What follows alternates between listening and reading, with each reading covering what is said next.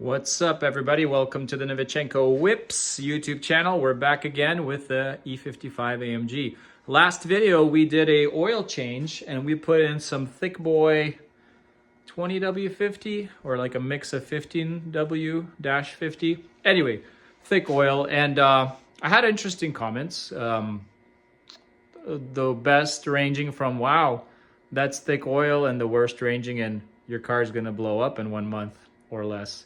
So I ripped around on the car for a bit, drove it to work for a week, and I want to do a little looking into the oil filter, because when we were doing the oil change in the previous video, my oil filter had some small, fine pieces of copper, very, very few of them. And I want to see if using thicker oil has improved oil pressure in the engine, and thus hopefully providing more protection for the bearings, especially, right? Rod bearings, main bearings, stuff like that. To, I guess, explain my reasoning a little better, I've used heavyweight oil in other cars and on performance engines. So I do, a lot of Subaru stuff, especially if your engine tolerance is looser. And if the engine wear is there in terms of having over 100K miles and stuff, using a thicker oil than factory spec does help boost oil pressure when the car is hot, especially. I had an STI, right? And I would notice that when it gets nice and hot, especially in the summer, the oil pressure would be a little bit low, idle. You could raise the idle speed. Sometimes that'll spin the oil pump more and bump the pressure a little bit in the engine. But you could also use like a 50 weight and it'll bump it, sometimes maybe 5 PSI. So it's not a humongous difference, but it does help, especially at idle, right? So when you have your RPMs up, the oil pump is working usually a little harder, a little more, and you're getting more oil pressure in the engine. That being said, I think people recommend a 540 in this car. So if you go to a 2050, yes, it's a little high viscosity for cold, but most people don't rip on their car when it's cold, or if you do that, probably don't. Wait for it to warm up at least a little, just to help it live longer. But then, yeah, like a 50 weight over a 40 weight should be, 5 PSI, maybe a little more. So let's see. I don't want to keep talking. I want to look at the filter in there. Just pull it out, and we're going to inspect it under some light and see if anything's changed or different from last time. Come along. If you remember from last time, I broke this fancy $3 tool from Walmart. And I've got it now welded up, so that should not come off. We're going to tap that on there just to make sure it seats a bit, and then we're going to pull off the whole oil cover, but it comes with the oil filter assembly in there. And under our bright light, let's see if we see any more shavings in there from the past week of driving. I'm just going to align it where the grooves go.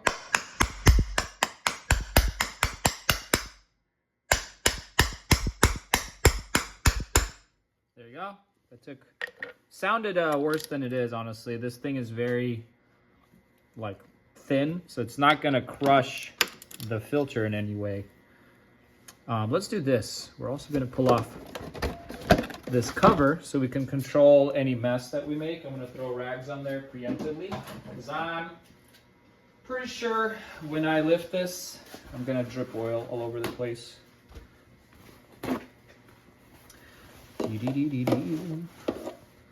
Just gonna try to keep it clean. I don't want stuff burning off later.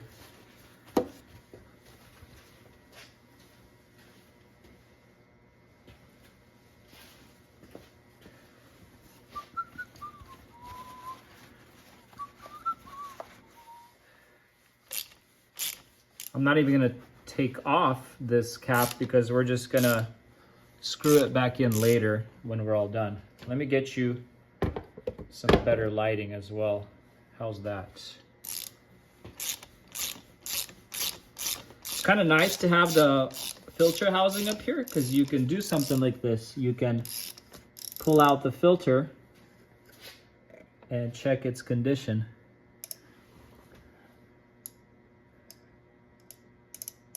So the filter itself looks like it's still very, very fresh, which is good, because if you recall before, between some of these grooves, there were large gaps, which seemed to me like over time the filter was just splitting apart. Like not in terms of it's not filtering anymore, but, and I guess I'm seeing like a couple tiny strands of copper, or I don't know if that's just like filter material strands, but overall everything looks very clean, and I mean, I'm pretty happy with it. The oil is already, you know, a little bit dark. That's probably to be expected, especially when you don't drain all the oil. There's always some oil that remains in the engine, and so it's going to mix with the previous oil that's been in there. So just upon a quick inspection, I think we still look pretty good. The 50 weight, here, let me show you. It seems like, yes, it's a little bit more viscous when it's cold. So as you see that. But as the car warms up, a 50 weight versus a 40 weight, it's not that easy to tell, especially when you go like drain the hot oil. You can slightly tell, but it's not a huge difference, to be honest. So I'm just going to put it back in. This filter is, you know, only a week new or so.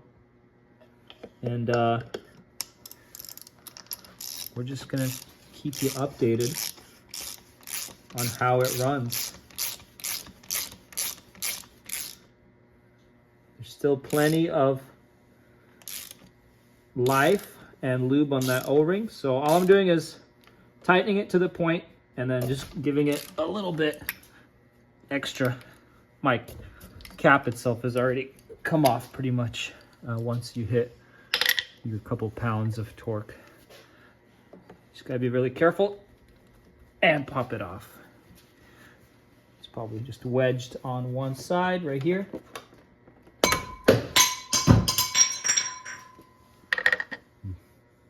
Buonissimo, or whatever. Ready to rock. Rock on! I didn't get any, I did get recommendations on what kind of oil people use. I think 540, the Mobil 1 recommended by Mercedes. They even have it here on the car. Over the years, I've kind of gone away from Mobil 1 because I don't know if it's the same Mobil 1 as when it was made, when this car was made, right? Oil technology has improved over the years. So I tend to usually use fancier Motul or Liquimali oils, definitely built specifically for German cars. But yeah, I guess if you want to do something like this and inspect your oil filter, you can without having to drain all your oil. I think it's a great thing, option to be able to do that, because most cars where the oil filter is on the bottom, you can't do that, because if you unscrew it, all your oil comes out. Awesome. Let's move on.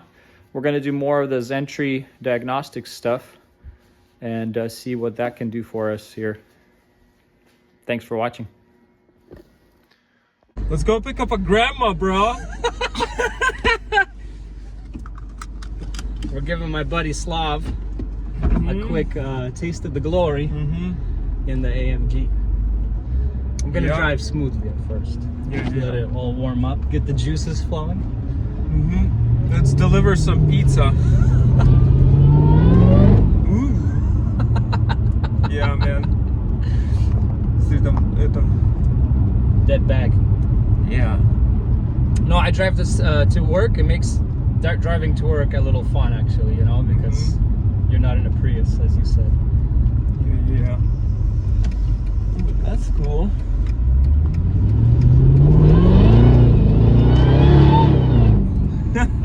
It's not a calm car. It just wants to go. Just peels off right away. To warm up the I love the tires. sounds. Yeah, they're not gonna warm up. It's a little wet. That's the thing. If there's no traction, it struggles. It's not the same, yeah. No, you like when it's dry, you get traction by second gear and it pulls.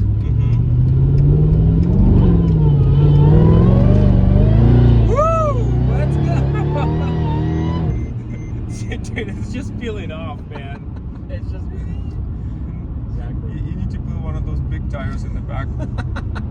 300 And- something and thick ones. Deflate some tires. Yeah. So it like grips better. But when you drive super calmly, it's pretty normal. Yeah. Why would the guy say it scared him? Well, he floored it, and if you turn off traction, you can end in a ditch really quickly. Yeah. It kind of started like going sideways, and he let off. And he's like, "Dude, I'm gonna crash this car." How old was the guy? He was like my age. He came with his son.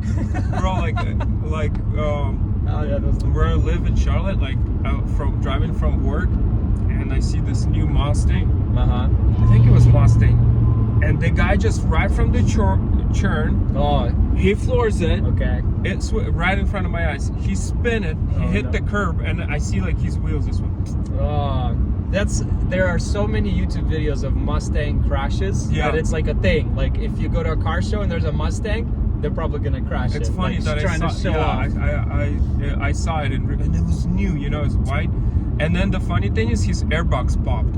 That's even worse. You know, he hit it. Airbags. And then the airbags everywhere. Oh, Not just in here, but like Yeah. flash on the side everywhere. I couldn't even see him. It went like, poof, and the whole thing was Oh my white goodness. inside. So, I don't know. The newer Mustangs, they have improved, I think, suspension, especially in the back. I forget which 2010 to 17, they had a single axle rear suspension. So it was like not single axle, but it was like very So it doesn't old. spin out or something? No, it's just a very old style of suspension, and the handling is horrible. So it just like very sloppy, and it's not very geared for performance and handling. And so that's why they were so easy to just wipe out, because it's uncontrollable. Because like German cars, the rear suspension is all independent. Like there's so many arms, and it helps with the handling. Whereas on those cars, I guess it was just cheaper to do. Like, I don't even know if they had springs. They may have had like truck style, you know, the truck style There you go, leaf no cars. springs. Yeah. Woo! Let's go! Ah! I know, it's scary, dude. There's a lot of posts in here, man. I'm sorry. It's always scarier. I'll when take you it see- easy. The traction is on, so it pulls back constantly. but Airbags work here? Everything works. I'm just saying that in the cold, it's no use in flooring it. Like it has to be at least like 60 degrees outside and not wet. But it drives calmly, like when you let off, you know, and then you kind of.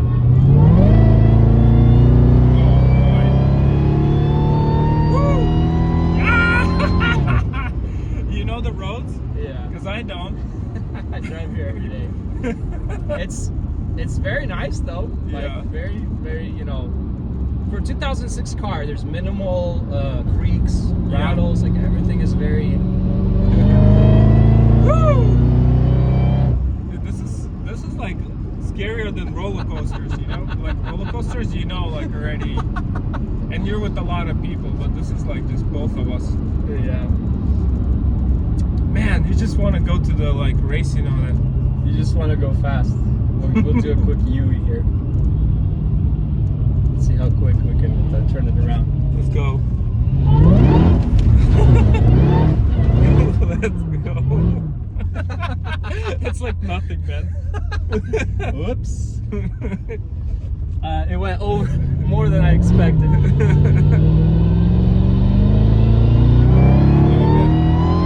I'm like the whole time I feel like the wheels are just healing, you know? Yeah. I've driven with Sasha in it once, and she's like, "I'm good, man." Like, she's like, "I don't like it." But for honestly, like everything that this car's been through, I think it's in great driving order. It's a beast. But it's asking for like go. No, it just wants to go. But it's interesting how like I don't hear the sound. Like right now, it's calm, and then you step on it. Don't hear once you step on it. You No don't hear drone. it. I like that. I like it a lot. Yeah, I had a 3 Series, and it had like an exhaust work. It was so drony. I disliked it. I sold it mostly because I got annoyed of the sound. I even put on a muffler. It would just made the drone quieter, but it was still like like driving. You're like get a headache after half an hour. Yeah, it's just burr, burr, burr. But this is like once you press it, like yeah, it's there. Like, how do you like they do like the fire from the back? Oh, like You ever done that before? You can do it in the tune. So you just dump extra fuel and then you do late ignition. So it ignites the fuel not in the engine but already in the exhaust. And so all that fire comes out the back. Because they do that a lot. Like It's very popular now. Yeah, over there they do so much. Flame tunes. Like I'm sleeping at night and I hear like gunshots. That's what it sounds like. Like It is. gunshots. It's always the BMW guys. Yeah. Over here, the Subaru guys, they all want they want that verbal stuff. tune. I recommend everybody not to do it. It's not healthy for your engine. Yeah. It kind But of like it doesn't give more horsepower or anything. It's actually like in racing they would do that to cool kind of your exhaust, so to speak, or you try to cool things. Or by also doing that, like you cool things. sure, because you're dumping extra fuel, it should be cooling the cylinder a little bit. You know, because a race car, they're constantly redlining.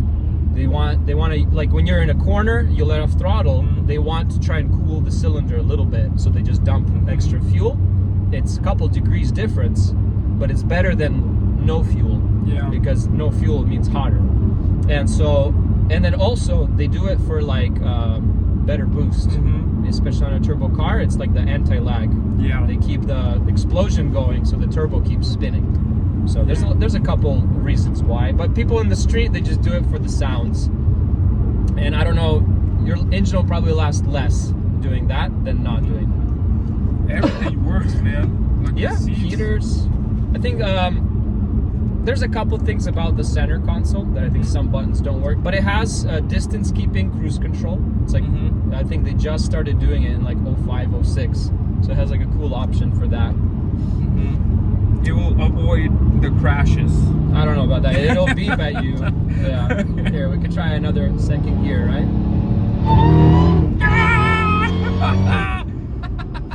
Oh man, we both have kids, bro.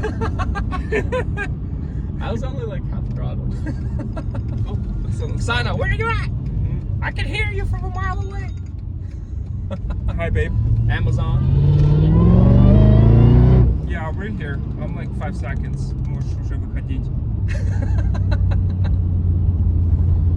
No. We're here. We're literally here. Давай.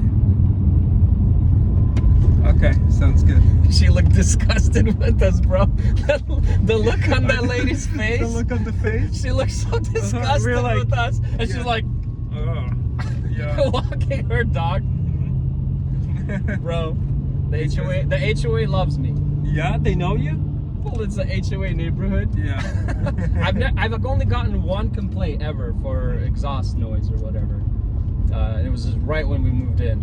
Bro, I would definitely buy this car and drive it. It's fun. Yeah, it's honestly it's a lot. As long as it doesn't Break. have any break. As long as it as doesn't break as and long have as any it problems, then this doesn't thing is fun. Blow up. And it doesn't, right? You said you drive to work and everything. Yeah, pretty much. My beater. Yeah. Thank you so much, man. That was fun. I loved it. It's fun to get someone else in. Yeah. I thought people just it's watch fast. me and they think I'm just you know making stuff up. Yeah, it's fast, dude. Like, it's not slow for sure.